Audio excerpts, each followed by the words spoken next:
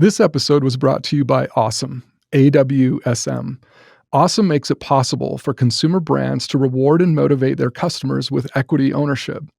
People that have even small amounts of ownership in a brand spend twice as much money per year, are loyal 3 times longer, and are twice as likely to refer their friends and family. Learn more at awesome.com, AWSM.com.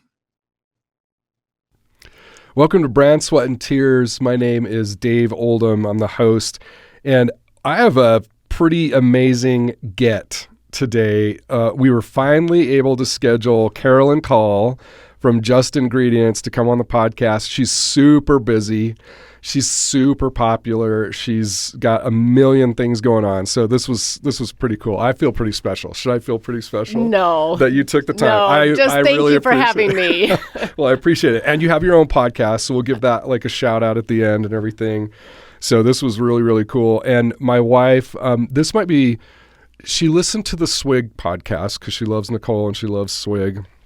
And there might have been one or two others, but like this one, she's for sure going to listen to. She doesn't listen to all of my podcasts. Oh, that's awesome. So we'll tell her thank you. Here we go. Okay. She's going to listen to this one. We'll make it good for her. Yeah, she's a fan. So we're going to get into the story behind Just Ingredients, and we'll talk about like how this all came about. And then, we'll just pepper you with questions if that's okay. Sounds good. All right. So yeah.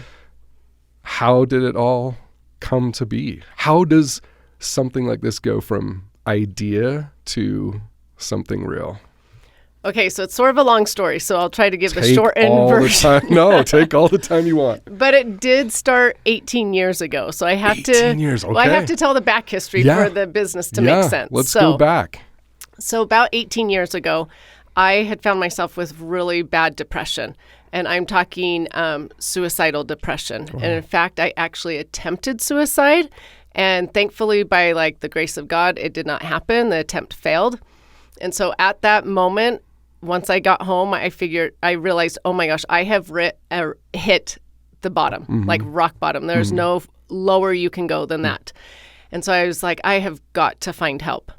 Okay, can I ask a question about that? 18 years ago. So married, kids, like what was your... Yeah, so I actually was married and had 3 kids. Wow. And my youngest was over a year old. And so people will say, well, was it postpartum depression? But a lot of doctors say, no, postpartum depression is only the first year of their life. And since he was older than 1, when I would go to doctors, they would say, no, this isn't postpartum depression. Wow, and kind of dismiss it. Yeah. And so, granted, this was 18 years ago. And so I went to doctor after doctor for help. And I would say to them, I want to heal from this. Like, I haven't always been this way, so I want to heal. And they would say, we don't know how to heal from depression. And so I tell people, if you have a doctor like that now, run. Because we know there's so many underlying root causes to depression. Doctors should be able to help you. Yeah. So back then they would say, we don't know how to help you heal, so we'll just put you on an antidepressant. And I have nothing wrong against antidepressants. Like, I want to make that clear. But for me, it was frustrating because they would say, this is the only option. We have nothing else that we can help you do. And so for 2 years, I went to doctor after doctor asking the same thing, like, how can you help me heal? No one had answers. Finally, 2 years later, I found a doctor who was like, yes, I can help you. But it's not some magic pill that you're going to take. It's hard work. Are you ready for this hard work? And I was like, yes, you don't understand how long I've been going through this. I have been searching for help. Willing to try anything. I am desperate. I'll do anything. Yeah. And this was before really WebMD or all these, Instagram and all these things where you can find resources today. So this there was still nothing. Kind of like secret knowledge. Yeah, like no one was out there just publicly, freely giving this information, Yeah. So I found her, and she... Should we give her a shout out? Do you want to... She always tells me not to. Oh, okay. So secret mysterious doctor. I don't think I don't know. We've had conversations about this. I don't think she wants the mass of people coming her way, or I don't know. Okay. But I'll tell you, it's an awesome place in Arizona. I lived in Arizona at the time. I wasn't in Utah. Okay. I know. I should convince her. One of these days I will convince her. She deserves some credit. She apparently had a massive impact on your life. She did. Right? Okay. She did. Okay. Yeah, so I went on an 18-month journey with her, learning about how to treat the body properly, how to fuel the body properly. I literally knew nothing. I grew up in a home where we went to school with having frosted flakes for breakfast. Yeah. I took like a bologna sandwich on white bread for lunch and for dinner. Maybe I had a carrot if I was lucky. I don't even know if I had fruits and veggies, you know what I mean? And so I knew nothing about processed foods, fast, quick. If it was on the shelf at the grocery store, it was food. It was good to eat. Yeah. And so that's how I grew up. I also grew up in the low-fat era. During that time, it was like get less than 10 grams of fat a day, and it would be a great day, you know? So anyways, I'm with this doctor, went on an 18-month journey with her, and she taught me about, like I said, fueling my body and putting the right things in it. But she also did a lot of testing to figure out my underlying root causes of the depression. So we did like blood work, saliva work, urine work, testing, I should say, and found out that I had a whole slew of issues. And basic things to bigger things, from like low vitamin D, low magnesium, wasn't absorbing B vitamins. My cortisol levels were off, a food intolerance to gluten, my liver having some different issues. Like the list just went on and on. Wow. And so Was that depressing? no, it was good to know I wasn't You're like, making this up in my mind. Finally, we got something to go on. Right. Okay. It was depression, I tell people, is your body screaming for help. It's saying like something is off, help me. And it can't talk to you, you're your body. And so it shows up in these symptoms. And so she helped me heal from all of those issues. And then we were able to wean off of the antidepressants. And I always tell everybody, never go cold turkey off of those, go slowly. And I did. And then after about 18 months, I was off the antidepressants, feeling good, and I went on my way. She had taught me enough to know how to treat my body. And so that was like 15 years ago. And so about 6-7 years ago, I started seeing everybody around me either had an autoimmune issue or anxiety or depression or migraines or chronic fatigue or joint pain or cancer. Like the list just kept going on and on. It was neighbors and extended family members and community members. And I was like, I just want to help these people. Like if I could just go in their house and cook for them for like a month, I know they would feel so much better. Yeah. And of course you can't do that. So I was like, what am I going to do? And I'm like, I'm going to just start a little Instagram account. And at this time I had 6 kids at home. And so I was like, I just want like a little hobby, like a little an outlet to just help people. So started this Instagram account. My goal was to get 2,000 people. And I was like, if I can just teach 2,000 people, that will be great. Like it will be what I was like meant to do, you know? And the Instagram account just kept growing and growing. And people kept sharing things, and people are like, oh, I didn't know these little tips, and oh, thank you so much. And when it got to 100,000 followers, I was like, oh, I actually now have an audience. Like I have some buyers. I'm going to try this out. So I started with just a digital download.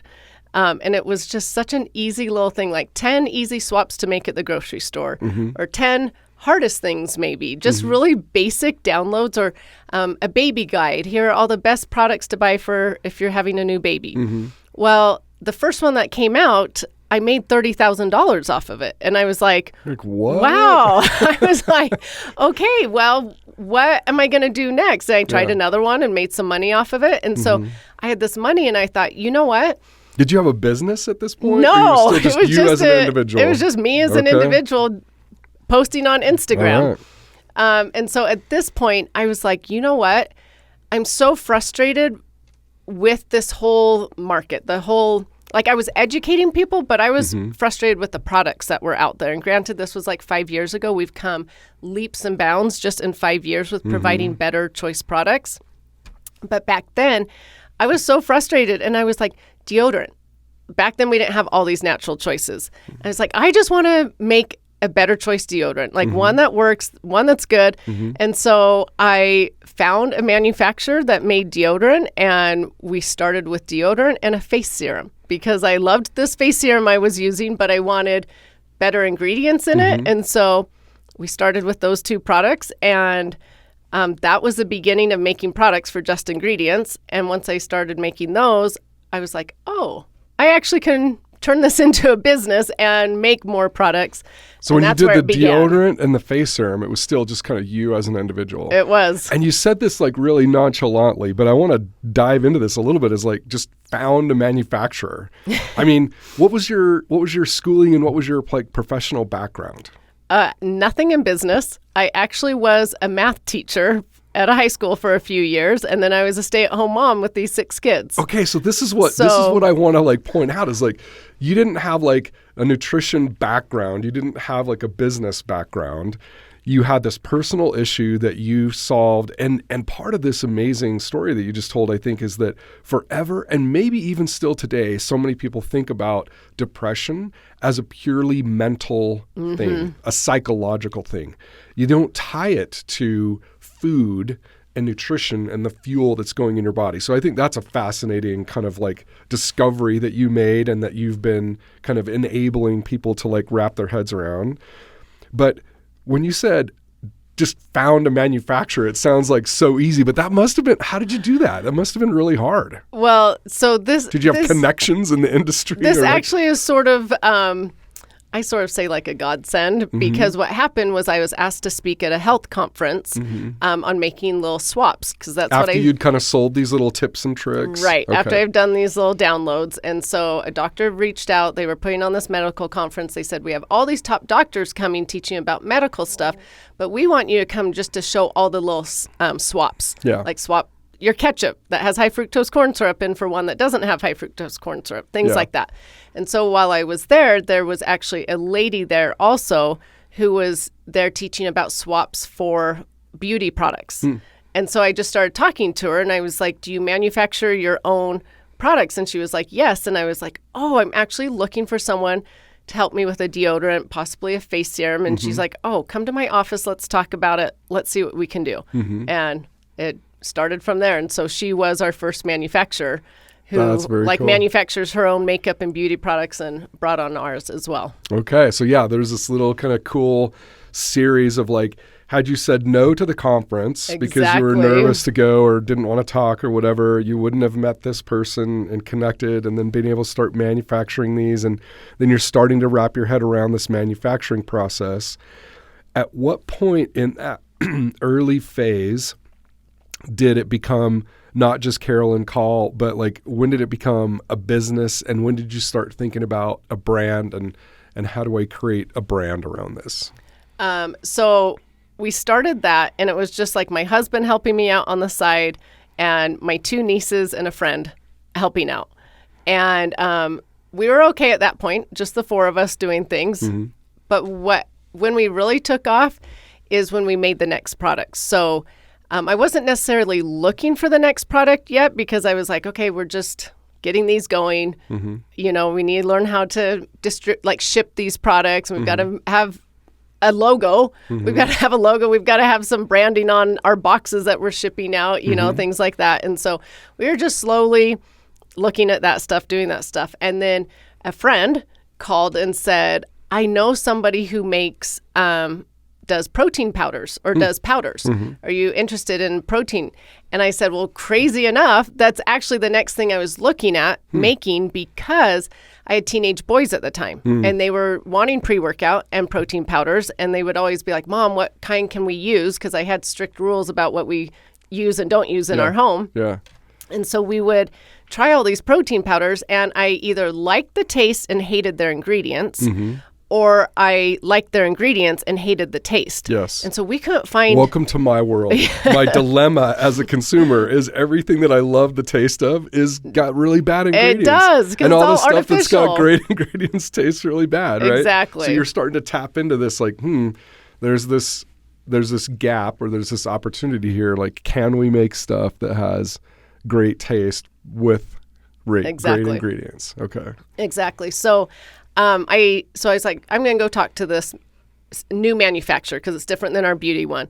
Went and talked to her, and they had a food scientist. And so I was like, oh, if I have a food scientist, we can make this work. And so, because I knew, I was like, if I'm going to make a protein powder, I want to make it the exact way that I want. Like, why make just any old protein powder? Yeah. So I told the food scientist, like, I want chia seed protein in it for the omegas. And he's like, okay. And then I'm like, and I want pumpkin seed protein in it for the magnesium and the tryptophan. I want collagen in it for my hair and skin and nails. I want pea protein in it, but I also want grass-fed whey, non-denatured whey, one that tastes really good. And then I said, and he was like, okay, yeah, that we could probably do that. And then I said, but it can't have any artificial flavors and not even natural flavors. It only can be flavored with food. And he was like, oh, wow. Okay. I'm not a magician. Well, yeah, exactly.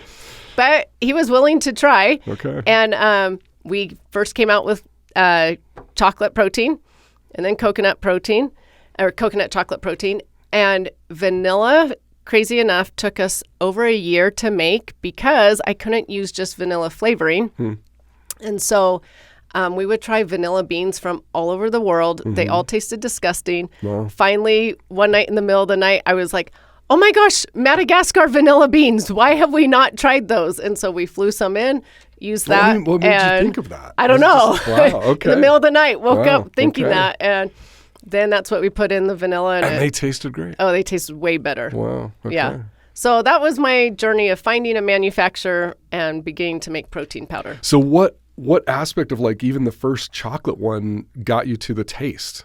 Is that like secret sauce, or can we talk about what aspect, what things did you use? Just we use cacao as our chocolate and some coconut milk, and just played around with how much to put in and the sweetness and how much sweetener and how much salt you need, and we just played around for days and days and days until we got a good taste. And actually, the hardest thing about making the first protein was finding the grass-fed whey, because we actually brought in grass-fed whey from all around the world and tested all of them, like for their lead and things like that, but then also put them in a bunch of cups on the table and just numbered them so we didn't know what was what, and tasted them all. And the New Zealand grass-fed whey tastes like water. Like, it's amazing. Wow. Our U.S. grass-fed whey tasted like manure. It was terrible. Wow. Terrible. What is the distinction there? Like, how is that so different? Well, New Zealand has a lot of regulations on what they can use on their grass. Their like fertilizers and okay. And then us, we're spraying glyphosate and all the pesticides and herbicides and crap on our grass, and it came through the way you could really taste it. It was disgusting. Wow. So that was a fun part, trying to figure out the way. But we've been very, very careful in how we select all of our ingredients, and they come from across the world. And I say we're totally different than other protein powders out there because we flavor with real food. So like our strawberry protein Just powder. saw your billboard this morning driving to work. Oh, yeah. Yeah, real, so like our real food or real ingredients. Yep. Because our strawberry protein powder is true strawberries that are freeze dried and grounded up into powder and put into our product. Okay. Now there's this huge question that I have in my mind about, so you started selling the tips thing and making a little bit of money there, and then how did you even do the first round of like deodorant or the face serum? Because did you have like, did you use all the money from the tips thing? Or like did. It took some money to do that, right? Yes. So we have bootstrapped our entire business. We have no investors. We have no debt, which I'm really Still proud to this to day? say. Yeah. Oh my gosh, that is amazing. But I did it like how and all these investors out there are probably like beating down your they door are. and they're so sad right now. Like, let me in, just let me in. They are. And we might get to that point, but right now we're not. But I took it like how I would take my family budget. Like, I don't just go buy a car if I don't have the money. Well, some people do. Okay, like I don't go buy a new wardrobe if I don't have the money, right? And so we took the money from those digital downloads and did the deodorant and serum, which once we made enough cash from that, we went to the 2 protein powders. Once we made enough from those 2 protein powders, we made a next protein powder flavor.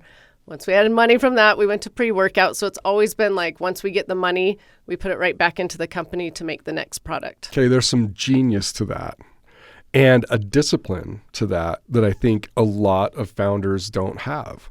And that is, when you're scrappy and young and hungry and everything, but then you get like, oh, I have $30,000. It's so tempting. Like, I could go buy a new car, or I could buy a new wardrobe, or I could blow this on a lot of really cool, fun things, even like, trips and stuff like that. But no, you were like, hey, I'm going to use this, save it, and then invest it in the next thing. And then again, like made some money from that. and then rolled into this next thing, and you just slowly kind of built this thing up. Did you have, like, all the way even back to the deodorant times, like this total world domination plan of like, the reason why I'm rolling this in is because I'm going to build an empire? Like, Never. What was the mindset? Never. Isn't it How crazy? did you have the discipline to like do that and just not blow the money from all these cool things? You know what? I think because for the 10 years before that, we were on a very, very tight budget in our house with the 6 kids. My husband had lost job after job, or the company had been sold out and got laid off. And so just hard situations for the past 10 years before that. And so we had to live with, I mean, every penny mattered. Yeah. And so I think living that way for 10 years just taught me how to do that with the business. And so still to this day, my husband and I take a very small salary so that we can put the rest of it back into the business. And people always are like, you must be making like millions off of this. And I'm like, oh, little do you know. You're still we could, investing it all, but still, you own 100% of it. We're still putting a lot of money back into it. So the big payday is going to come. But I want to point out, like, do you look back on the time before this, those years of like husband losing the job and going through stuff and living on a tight budget, as a huge blessing now in retrospect? Yeah, I do now, big time, because it was like an education and like discipline preparing you for this scenario. It was. And even my amazing. depression. Because had I not dealt with that depression, I would never have gone on a health journey for all those years. Because you said earlier, like, oh, you're a math teacher, had no business, no nutrition background. But this is what I want to say to people listening. I had no formal nutrition background at the time. I now have a nutritionist certificate, things like that. But for those 15 years after working with the doctor, I never wanted to go back to that depression. Yeah. And so I was adamant about learning everything I could about nutrition, my were body, so and motivated. health. I went to classes, conferences, read books, anything I could get my hands on, because I didn't want to go back to that deep depression again. And so it wasn't like I was just coming into this fun hobby with no knowledge. I did have years of researching it and studying it and things like that. I'm getting chills right now because I'm having this kind of this epiphany that maybe I haven't had in any of these other podcast interviews yet, but like the suffering and the pain that you went through was preparing you for this amazing opportunity. And instead of looking at it like, this sucks, you know, this is horrible. Now with this, like being able to look back on, I mean, I'm sure in the moment you were like, well, you're like suicidal. Like you're like, this is horrible. But now with this perspective, do you talk to entrepreneurs or other people about that with this perspective, being able to look back and say, sometimes in your darkest moments of suffering and pain, you're being prepared for something. There's this potential that you can actually take this and turn this into a superpower.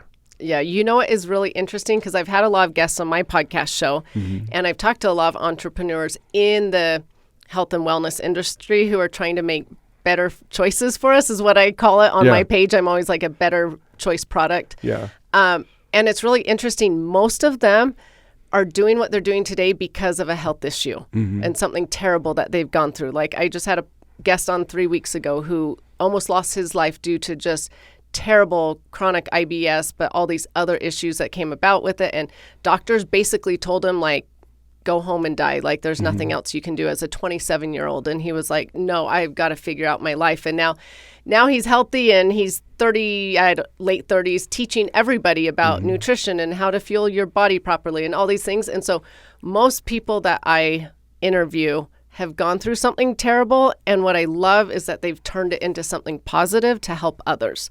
And that's so been cool. Really awesome for me to see. This is so cool. And so, but I also figure, like, I was given a second chance of life. Like, why was I given that second chance of life? And now as I see that I'm helping people, because our whole mission at Just Ingredients really is to educate others how to live a healthier and happier lifestyle so they can live a more fulfilled life.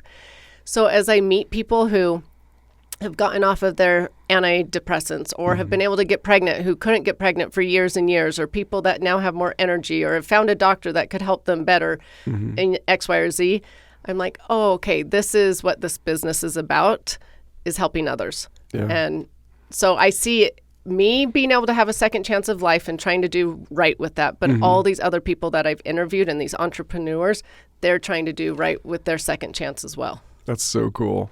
It's this combination of kind of necessity is the mother of invention, and the passion that you get is this is not just like, I'm trying to build a business and make some money. Like this is a mission that you're on.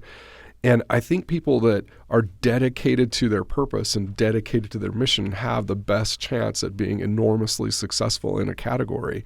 But even if you're not like the financial success that some businesses have, the passion and the purpose is the thing that can keep you going basically indefinitely, because it's not about making tons of money or the specific outcome. It's like you're finding joy and purpose in the process, and this mission that you have dedicated yourself to help people like figure out their own like depression, their own nutritional needs, like whether that's depression or kind of just other challenges that they have because they're not putting the right fuel in their body. And I think that's so cool. It's got to be a great feeling now, right? And you're still like early, I think, in this big journey that you're on, but you've had enough success to be able to look at like, okay, this has been a really cool experience so far.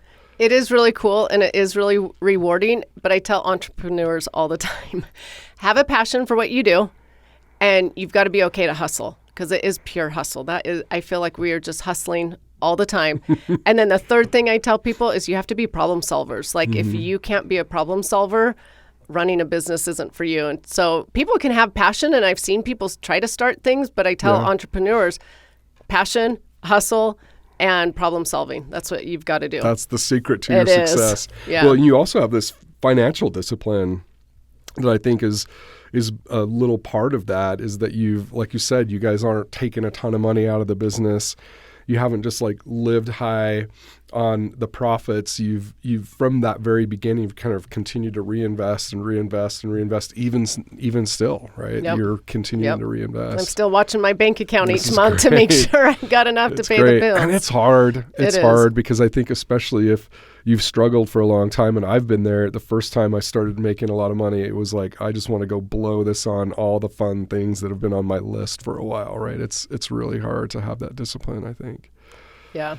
Okay, so when did it officially become Just Ingredients? And was like the first name, was there a lot of thought in that? Like when did it become a brand? Well, the Instagram account was Just Ingredients. And was that just a name you came up with like out of thin air? Well, crazy enough, I started another Instagram before this, which I shouldn't even say the name because it's so terrible. It was called Dejunk It. Dejunk It. Yeah. Nice. Meaning like with dejunk 2 all. T's. Yeah, I should have, no. But it was like dejunk the food out of your house. And it was a great rough draft. How about that? Like I've never done Instagram before. It was a great rough draft is what I say. Got to start somewhere. Right. And then I didn't really like the connotation of like Dejunk It because I wanted to go more the positive route, because there's so many influencers out there and people trying to teach like, this is terrible for you. Don't ever eat this. You're going to die if you eat this. So I've tried to go like, hey, I know we still want pancakes or waffles or hamburgers or mac and cheese. Like I've got 6 kids. I get it. They still want that. We don't have to eat kale and sardines only. But let's make a better swap. And here's a great option. So I'm trying to make it more of a positive route. And Dejunk It, I don't know, just didn't sound right after a while. And so I was like, well, I'm talking about just ingredients. It's just the ingredients and things that matter. But it's also the ingredients in life that matter also. And so I was like, oh, I'll talk about kind of this double life meaning and like food and beauty it. products. And it just blended together. And so then I became Just Ingredients before the first digital downloads. Okay. So since digital downloads and deodorant and serum, we've been Just Ingredients. All from the beginning of like actually selling products. Yep. Okay. Yep. Just Ingredients, brand from the beginning. Then you migrate from, and this kind of, it's an interesting series from like these paper down or these digital download like tips to then like deodorant and serum, face serum. And you didn't like go super deep in that personal care category. You kind of came over to the protein powders. So you kind of like making these quick kind of shifts. Was the protein powder thing just because the teenage boys, or was there a strategy behind that, or you were just kind of like, hey, this is the next cool thing because I have this need? Well, so strategists think I'm crazy, but I'm okay with that. I'm like, I'm going to run my business how I want to run my business. Yeah. And so great. it first started out as literally needs, like things that I wanted. Because like, for instance, we then came out with popcorn salts, and people are like, popcorn salts? And I'm like, legit, I could didn't not know find, that you guys had popcorn salts. I'm like, I could not find popcorn salts in the store that were made with just real food ingredients. Okay. So we did that, but then I started having a daughter who came into her teenage years, and she wanted all those smelly Bath and Body lotions that are terrible because they're full of endocrine disruptors, messing with girls' hormones. Wow. And so I was like, okay, I've got to make smelly lotions that smell good that she'll use. Yeah. So it first came out of literal needs, but there is a strategy to it. Okay.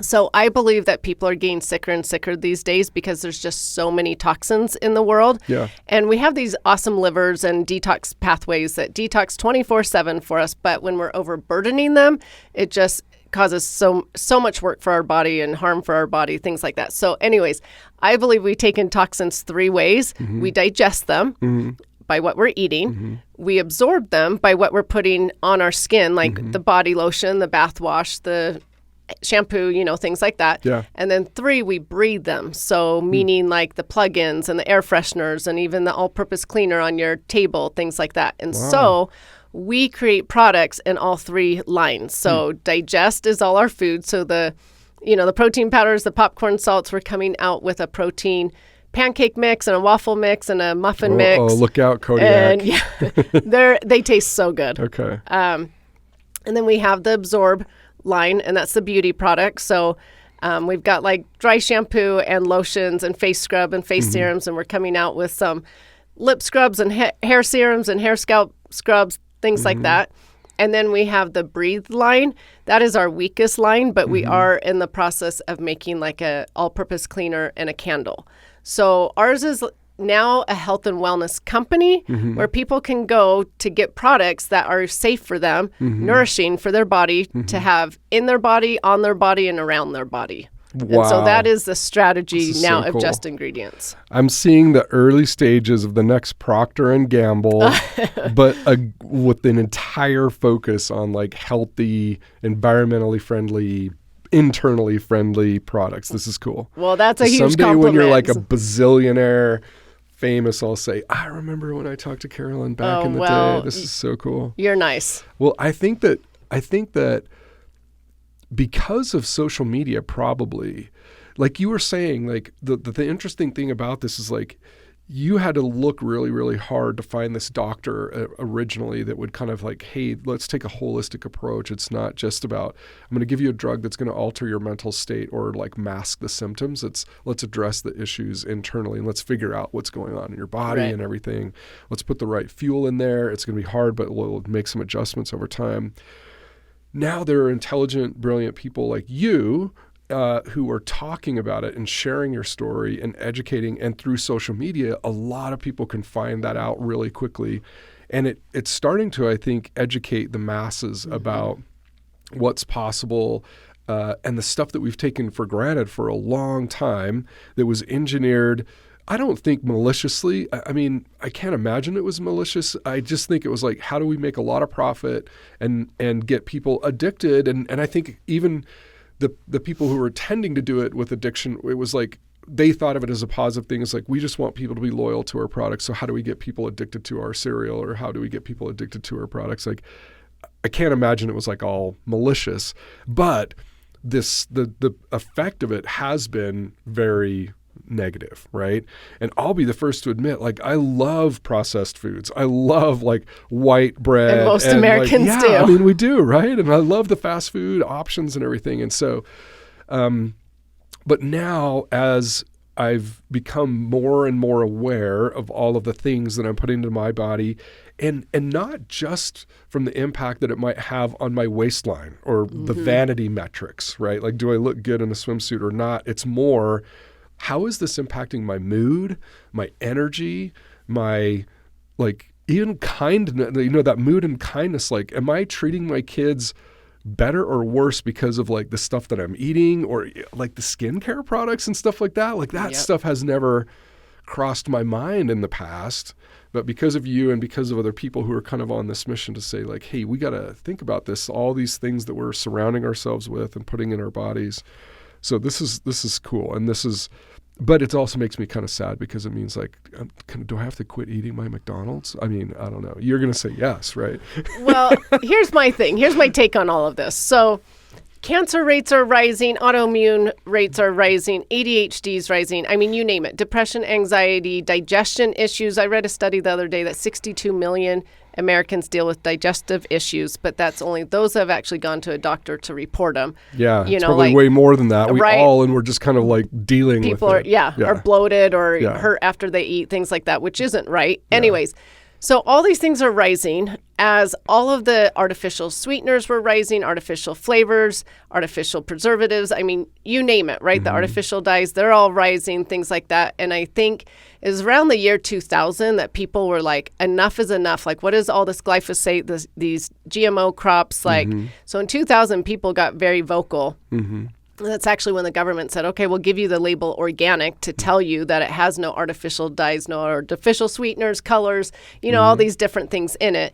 And I think at that point, the pendulum slowly started to move. Mm-hmm. But still, back 15 years ago, I had to go to Whole Foods to get the Better Choice products. Now you can go to Target, Walmart, Smith's, Costco, and find the Better Choice products. So I think the pendulum is finally swinging where people are waking up like, oh, yeah, no one can take care of my health but myself. And so I better be a little bit careful of what I put in my body. But I don't think it's swung enough because if you still look at the grocery stores, it's still full of so much junk, right? Yeah.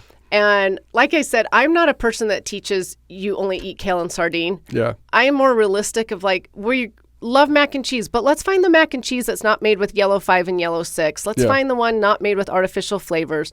Let's find the one without mono and diglycerides in it or whatever. You know what I mean? Let's find the one made with real food ingredients. Yeah. So that's what I'm trying to teach is like real foods were made for the benefit of man. Fake food was made for the benefit of man's pocketbooks or wallets, And so I'm just trying to teach, let's know how to take care of our bodies better. You'll feel better, and let's eat the real food, and you'll just feel better overall.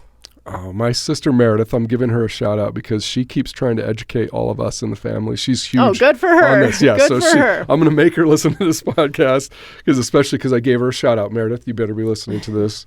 But this is what she's been preaching to us and to me because she'll bring to like a family get together some like potato chips or some mac and cheese or something that's like this weird brand that like we've never heard of that's something different. And I give her so much crap. Like I tease her all the time. And I'm like eating my Frito-Lays, like munching them right in her face. But she's been patient and loving with us. But she's like, I'm just saying, like, this. And she points out like how the oils and how the salts and how all the things that like stuff that I hadn't even really thought of or hadn't considered, but she's all about that. And to her credit, she's been trying to patiently encourage the rest of the family to like get on board with her. her. But she's very vigilant about it, and with her kids and in her family, like she's doing this thing. Oh, that's awesome. I'm sure she has a bunch of your stuff. I'll have to ask her about it. But well, and I tell everybody that everybody's on a different part of their health journey, right? Like maybe someone's just getting on their health journey that's eating Frosted Flakes 3 times a day, but maybe others are all the way ready to eat raw liver. You know what I mean? So I'm always like, let's just get on a health journey and try to make one little better step Baby at a steps. time. So bringing the Better Choice potato chips is awesome, things like that. But I still have family members that there's 8 kids in my family, and 4 of us are very, let's eat real foods, only that type of stuff. And the other 4 aren't. And I shouldn't judge, but there's a difference. To each other? Yeah. But there is a difference. Do you go on vacations together? We do. Do they have to live in a separate part of the house? We just don't bring this up a lot. That in politics we don't bring up a lot. But there is a difference in health in the different families.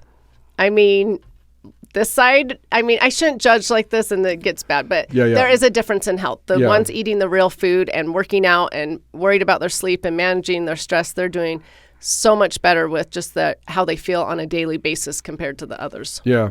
And I think that's the key is not just the vanity metrics, but the actual like emotional mood, like energy, mental clarity, like all of those things, which I think everybody, whether you're like, oh, I don't care if I look good in a swimsuit or whatever. That's so vain. It's like, no, it's about, you do care about how you feel on a daily basis because it impacts how well you can perform at work or in your hobbies or with your kids. It affects relationships and it affects everything, right? Oh, yeah. I talk about going to the gym all the time, but never about how you look. It's always like, go to sweat and get those toxins out. Go to, for your neurotransmitters, like you'll feel better mood-wise so much. Go for your gut. Actual certain bacteria are formed while you're working out, which will help your gut. Go for your inflammation. It can help lower inflammation. I give reason after reason, for women, go lift weights because it can help with your hormone levels. Yeah. There's like a huge variety of things that working out, exercising can do other than just how you look. Looking good. Yeah. So when you started selling all this stuff, were you just selling from your website? I was, just selling from our website. And then how did you start to promote it? How did you get people's attention? I mean, I guess from that initial list of people and the 30,000 or whatever that you started to build, and then 100,000, and then you were building this audience because you were giving people free information. Right? And so that's kind of a really cool initial strategy, is like helping people, wanting to give them free information, building an audience of people that trusted you. Is that where you just started like promoting the products, and how did you grow that over time? It is. And I should say to entrepreneurs, that's how we were able to bootstrap a lot of it, because if you're just a person that comes out with a brand new product, right, you've got to spend a lot of marketing dollars on trying to get the word out for that. And so thankfully we went the first couple of years with zero spend in our marketing, because it was free for me to do it on Instagram, our Facebook group, email list, things like that. Yeah. And so building the customer base first and then building a product, which is usually reverse of how people do it, but it really worked to our benefit in this way. And still to this day, every day I give free daily education on my page. It's every once in a while I'll throw in about our protein powder, why protein's important to have, or, things like that. Yeah. But I'm also teaching them about good baby product finds or good things to do for stress, or, this week is stuff about illnesses. If you're not feeling great, some different things that you can do. Okay. And so I'm still trying to give that free information to educate, and then sprinkling in my products as I talk about the other stuff. In places where they make sense. It's like kind of a natural fit, right? That's cool. Okay. So building the audience, started building the products, then you've developed kind of these three categories. It's like what we kind of surround ourselves, what we put on our skin, and then what we put in our bodies. And now are you starting to expand within each of those categories and slowly kind of just taking down the next, and do you look at competitors like, okay, what's the worst thing in this category? Like that's who we're going after next? Or how do you think about that? Do you know what? And this is another strategy, I never go after the enemies on the wall. No, I never go after the worst. And I also have a mentality that there's room for a lot of us in this space. Yeah. And so people are always like, oh, what do you think about this protein brand or this protein? I'm like, they're trying to do great. There's room for all of us. Like, it doesn't have to be like I'm out to get this certain brand. Yeah. I think there needs to be more health and wellness companies out there providing better choices. So I'm never after them. And the products, I'm never like, ooh, this is so bad. I just like, for instance, we're working with candles, right? Just because there's so many candles on the market that are breathing, like they're letting off toxic fumes, right? Or endocrine disruptors are being released as they're breathing these things. And so I'm like, why not provide a better choice candle? So that's why we're looking down that road. So I do know what is toxic out there and wanting to make a better choice product of those, but it's not necessarily like, ooh, this brand makes a terrible thing, I'm going after them. Okay. It's never that mentality. Okay. And when you think about candles, are you doing like wall plugs for the home and car plugs and all of that? Or I might get there someday, but there's so many products I want to do that we've got to be careful of our pipeline. So right now it's if you're self-funding, you've got to be pretty methodical about okay, where are we investing next? The next money, Okay. And so right now it's just candles. Someday down the road it might be that, but for now, just the candles. Okay. Yeah. Now I'm going to take a step back a little bit. As you started selling this stuff, how did you think about all the logistical things? I think consumer products are hard. I come from more of a software background, a tech background, and with software products, you're like, okay, we've got to manufacture these things. with all these different ingredients that we're putting into this. So we've got to source all the right ingredients. We've got to manufacture this.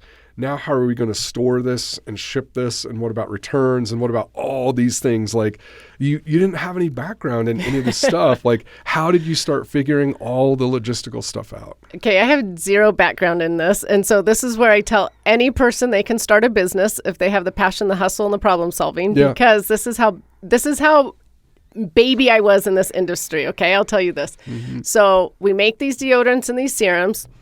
And I'm like, oh, yeah, wait, we have to make them, but we've got to ship them out. And so the manufacturer was like, oh, I'll just ship them out for you. Like, I have to ship my makeup out, so I'll ship it out for you. Okay, they were doing their own shipping and logistics. Okay. But then as we started getting more and more products, it was too hard for that manufacturer to be a fulfillment center and a manufacturer, right? Yeah. And so everybody started saying, oh, you need a 3PL. And I was like, what in the world is a 3PL? Like, I didn't even know what a 3PL was. And so then people, and this has happened over and over, where people will give me acronyms and I'm like, I don't know what that stands for. And they just have to explain it. And I'm like, okay, now we know what a 3PL is. Yeah. So I found a 3PL and went with them. And then as we grew bigger and bigger, there just were a lot of issues when a 3PL has multiple customers, right? And so I was like, I just want to bring this in-house. I want to do it myself. But then again, I know nothing about bringing it in-house myself. But finally, by the time we got to the point of wanting to bring it in-house ourselves, I was smart enough to realize you hire the people that know their stuff, right? And so I was like, hey, I'm going to find somebody who's opened up fulfillment centers and has run fulfillment centers and just trust that person 100% to open mine and run it and do it. And so I've now learned you need to just find the right people. But yeah, back then I was like, one little step at a time. I'll figure this out one step at a time. And that's actually what I tell people on my Instagram account about their health is one step at a time. And so backing up a little bit, we manufacture the serum, the deodorant. I'm like, okay, we don't have a box, but we'll design a box real quick so that we have a box. Oh, okay, we don't have an insert to go in the box. Okay, we'll do that. Oh, wait, we don't have software that tracks the order. Once they place the order to tell the or the 3PL or, you know, this one goes to that this person. Goes to this person, ship it here. I'm like, okay, now we'll find that software. So it's just literally been one little step at a time. It's never been like, oh my gosh, I have all this knowledge of all these amazing things. Let's just do it all now. So I do tell entrepreneurs also, like, just one little step at a time, like grow into it. You don't have to have it all at once. But it does feel, I'm going to play devil's advocate a little bit, that it feels easy to talk about that, but like really hard to do because you started the manufacturing process. Like, how much time did you have to figure out all those things? Like days or weeks or, you know, like sometimes how quickly did you have to come up with all these Sometimes solutions? It's really fast. Yeah. Sometimes it is really fast. And so I just had to find a graphic designer online, right? I had to find a website developer online. I knew that it would take like 6 weeks for the website developer. So we did put off the manufacturing for 6 weeks so that we could at least get a website up where they could order it, right? I didn't have a website. I had an Instagram account, you know, and so we did have to build the website and then produce the products. So I did have that 6 week window. But like, I laugh about our first website. It was terrible. It was so homegrown. And even today, my website is not what I want it to be, but we know like we're in the product or in the process of like creating better product pages. I just hired a new graphic designer tomorrow to help, yesterday. I was like, wow, you're predicting. Yesterday. Who can help with better graphics. You know what I mean? And so it really is like growing into the business one little step at a time. But being like getting it done, like I think that's part of this story is you weren't so worried about perfection that it like delayed each of these steps. It's like, we just got to get it done and we'll kind of figure it out as we go. Yeah. Which means that there's like potential errors and mistakes and stuff along the way, right? So that's funny because with perfection, though, you do have to get your product right or it causes a disaster. So I could have some room for growth on like the website and the design of our boxes and our insert and things like that, right? But the product itself, once you make it, that's a good point. You want it good and you want to launch it good. And we've honestly had a few bombs.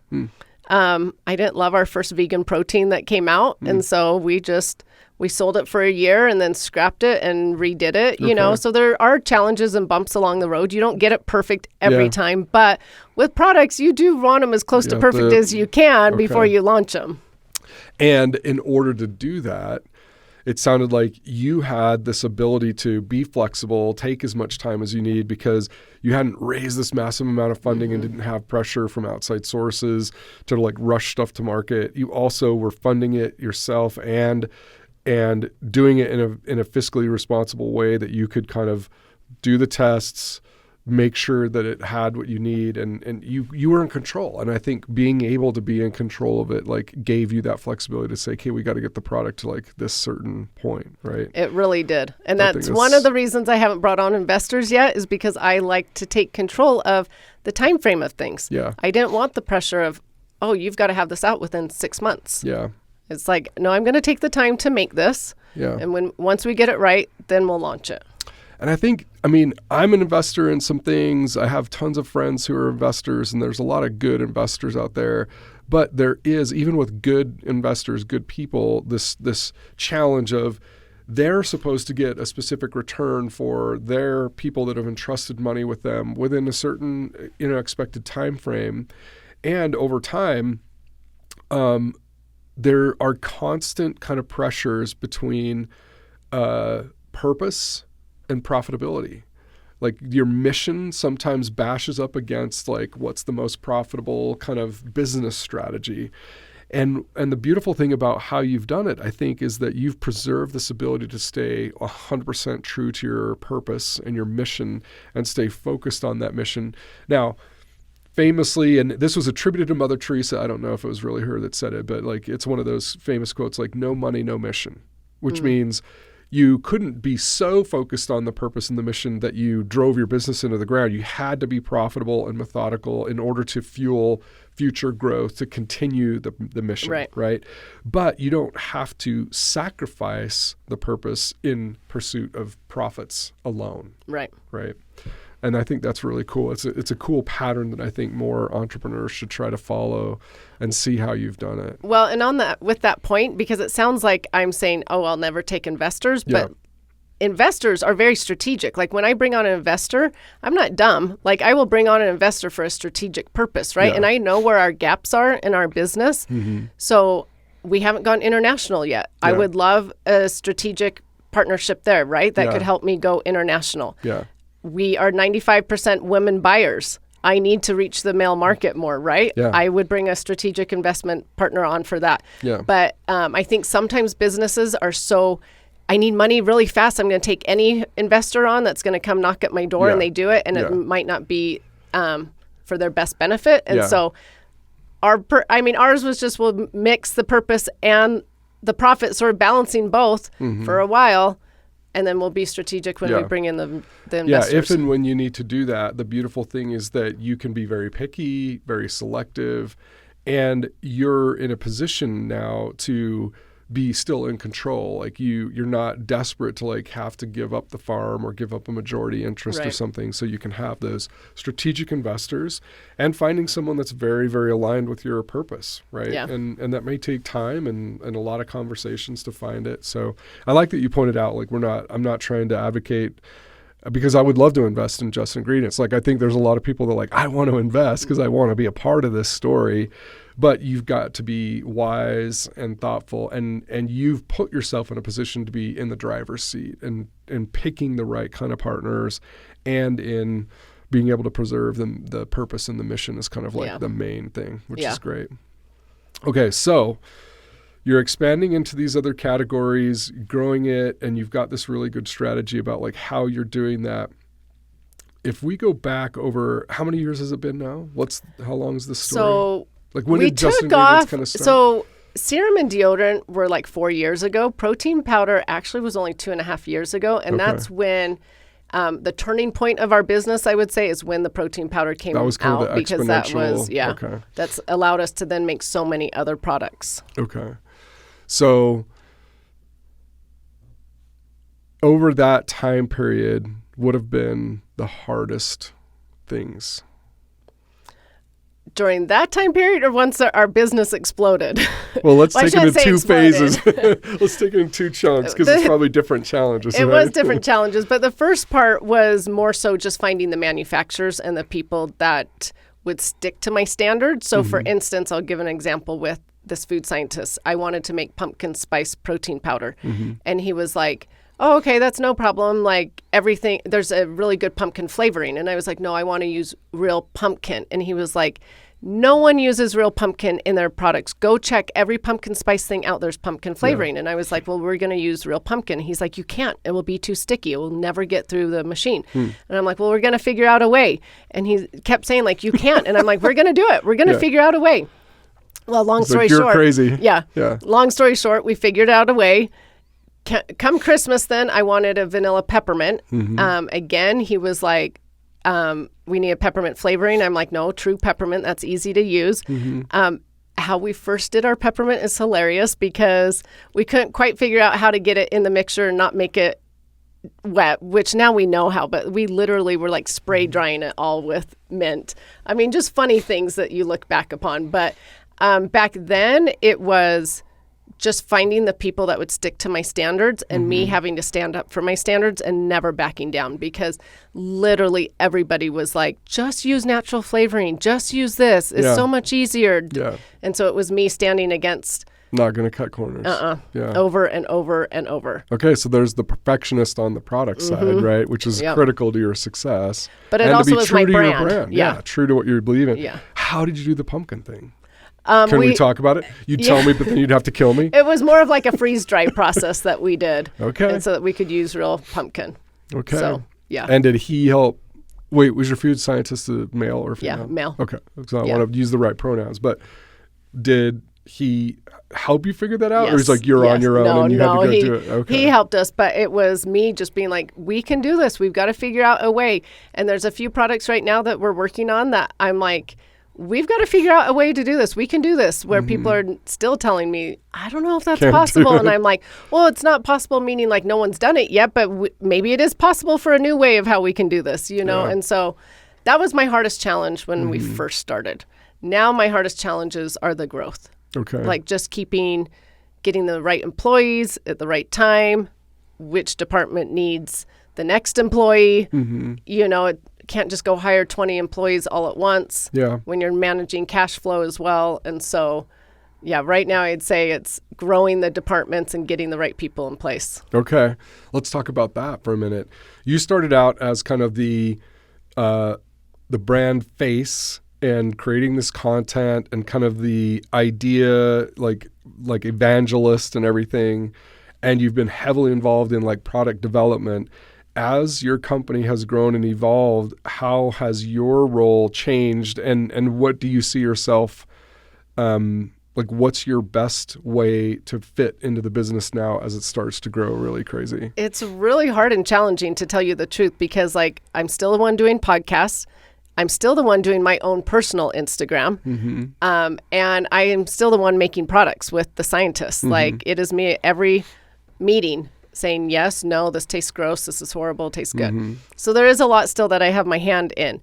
The part that we're trying to grow is that people recognize the Just Ingredients name without having to know me on Instagram. So it used to just be like, oh yeah, we know her from Instagram. Now we want it to be like, oh, we saw them advertised at the Jazz game, or oh, we saw them at Whole Foods, or we saw them in, you know, X, Y, and Z, rather than, oh, this is that Instagram account. So that's where we're trying to go now with it, to let me not have to be bigger than you. So that I'm not having to be so heavily involved in the marketing side of it.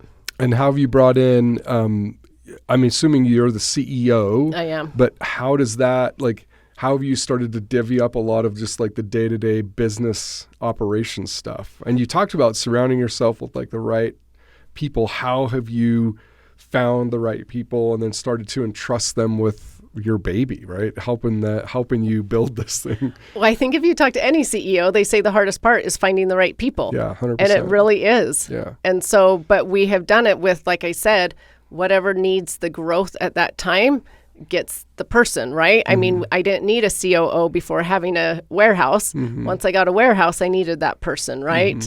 And so it's been like, okay, I was doing the marketing, so I didn't need a huge marketing team. Now that we're trying to get away from me doing it, I do need a bigger marketing team. So we've been growing our marketing team the last year, and so it's just sort of focusing on who needs what for their department. For instance, I'll give you an example. Our sales team, we were talking about our sales team, and we don't have like we don't have like a vice president over sales or anything like that yet, because we haven't gotten to Target, Walmart, Kroger, those big things yet, right? In 2024, that's not in our plan. 2024, we're doing like Vitamin Shop, Whole Foods, things like that, the smaller before we go to the bigger. So I don't quite need that. But in 2025, when I want to go to the bigger ones like that, I will need that person. So it's just figuring out how we're growing each department and who needs who. Okay, so that's interesting. A bulk of your sales are still just online, direct to consumer. And have you started selling through any of these stores yet, or are you just starting to build I know I'm out announcing those? these names before I'm like, Vitamin Do we Shop. need to edit any of these things I know. out? No, Vitamin Shop, the product's been sent to them. And so it's just waiting to go on the store shelves. Okay. Whole Foods should be coming soon. Okay. But we are in stores in many states, but it is like stores like Harmon's, right? Yeah, I was going to say, like, Utah. I know we've bought stuff from Harmon's, so we're that's just been not a in little the while. Kroger's yet. Like the major, okay. But on purpose, too, because our cash flow, growing the departments in order to handle all of that, right? And we're learning as we've started shipping out to other states, right? That causes a whole new problem of, okay, now we've got stores in Tennessee, we've got stores in Florida. How do we get them our product, right? Hadn't thought about that when I was just building or making deodorant and serum. Now we're figuring out how we ship it to them at a cheaper cost. And we're talking to companies that do that for you, Yeah. So, one little step at a time. Yeah. Well, I love it. How big is your team now? We've got 54 employees, and then in the warehouse side, because it's a lot of part-timers, there's over 200.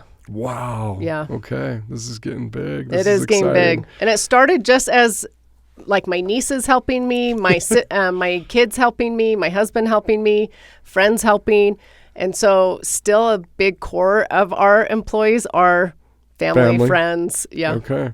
I was going to ask, how many immediate family members, like, is your husband in the business? He is, yep. Okay. Was he in the business, like, right from the get-go?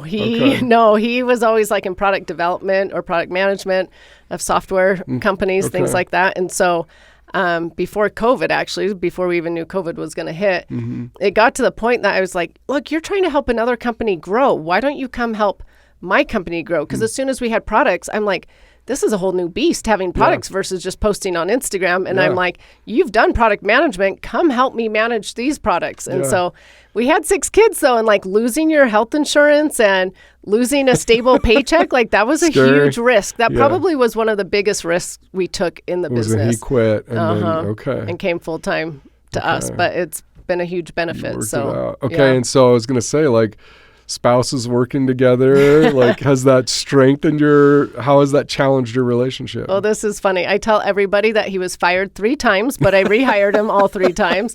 But it was because we needed to figure out our roles. And as soon as we figured out what his role was and what mine was, then it's actually been awesome. And it's been super fun. And but it was challenging at first. Yeah. So what about the kids? The kids are really involved in it, and they have been from the very beginning. When we were hustling with like going to conferences or having booths at different events, trade shows, they were always there helping. I mean, back to the day of when we had to label products at home, they were there on the dining room table labeling the things. And now I've got 3 kids in college, and so the one's almost graduated. And so as soon as he graduates, he'll come full time. But his wife is with us full time. Wow. And so, what's he graduating in? In strategic marketing. Okay. And so he wants to apply that in the business. Okay. Yeah. And are all the kids kind of like, I want to work in the family business, or some of them are like, I don't want to have anything to do with that? Well, it's sort of interesting. Our first one does. Our second one doesn't, but he helps in the warehouse just as a part-time job while he goes to school because he's got to earn his money too, And then our third one's very, very into entrepreneurship. So it's interesting how the different personalities, the second's like, nah, whatever. Yeah. So. That's funny. Yeah, and then the other ones are still in high school, middle school, elementary school, so who knows what they'll want to do. Okay. All right, so we've kind of covered the brand and the sweat. I want to finish up maybe kind of on the tiers of, or just talk about the emotional, psychological journey. I mean, in one fascinating way, you couldn't have been any lower than when, like, the whole reason why you started this thing. So has it ever been emotionally challenging for you? Or has it just always been this like exciting, passionate, like, I'm going to solve this problem for other people and help other people? Or have there been like low moments during the journey? There's been a lot of low moments, but it's moments of exhaustion and frustration of like, is anyone listening to this? Like, is anybody trying to do better with Dave their... Oldham's still out there eating Pringles and Frito-Lays and Right. freaking, he's not listening. And what's always funny, This is though... my sister Meredith's like, you're an idiot. You won't. It's so funny.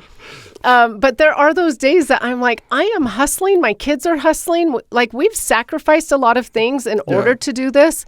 I've sacrificed a lot of things with other companies that they've offered me to do this because I've had to balance being a mom and being a CEO at the same time, which everyone if there's any woman out there listening, you can do both. But there are exhausting times. There are frustrating times when you're like, why don't people just listen? Mm-hmm. Or when your own family members won't listen, it's really frustrating. But then there also are really rewarding times. Like when I said earlier in the show, when people, I'll see people in Costco and they'll just come up to me and hug me and be in tears and be like, I was miserable for 15 years, but then I heard your story and I was able to find help and, help my depression. Or people, that's so cool. I've heard people say like, I literally had a gun to my head and someone told me to go follow you and I just delve into your stuff and I'm doing so much better now. Wow. And so there have been times that I've actually cried with the person. Oh my gosh, I'm going to cry now talking about it because I guess that's why my life was saved, was to try to help others save their life or to have healthier, happier lives. And so it is actually really rewarding. Mm-hmm. And anytime, it's interesting, anytime that I'm so frustrated and overwhelmed and exhausted, I'm like, I just want to give up. It is like this little blessing in my life that someone the next day will come, like I said, I'll be at Walmart. They'll find me, come hug me and tell me their success story. And then I'm like, so okay, cool. It's worth it. I have to keep going. That's so cool. Like that kind of connection with your customer and this being more than just like a label, that this brand means something. It has a very powerful origin story, and your purpose in trying to like better people's lives and people connecting with that, especially like seeing you in a store, that's got to be like one of the most fulfilling things ever, right? It is. It's pretty cool. That is so cool. Okay. So let's wrap up with, you've got a podcast. What's your podcast called? It's the Just Ingredients podcast. Okay, Just Ingredients podcast. So smash that subscribe button. We'll try to get all 50 of my followers to go follow the Just Ingredients podcast. And you're starting to go into more stores with maybe some bigger ones on the horizon in 2025. Yep. And then potentially international expansion. Like, when are you going to bite off that? Maybe 2026, or when are we thinking about that? Probably.